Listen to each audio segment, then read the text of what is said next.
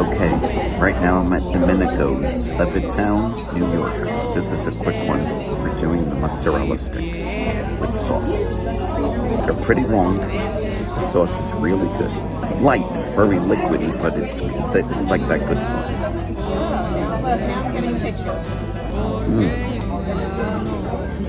The sticks themselves, without the sauce,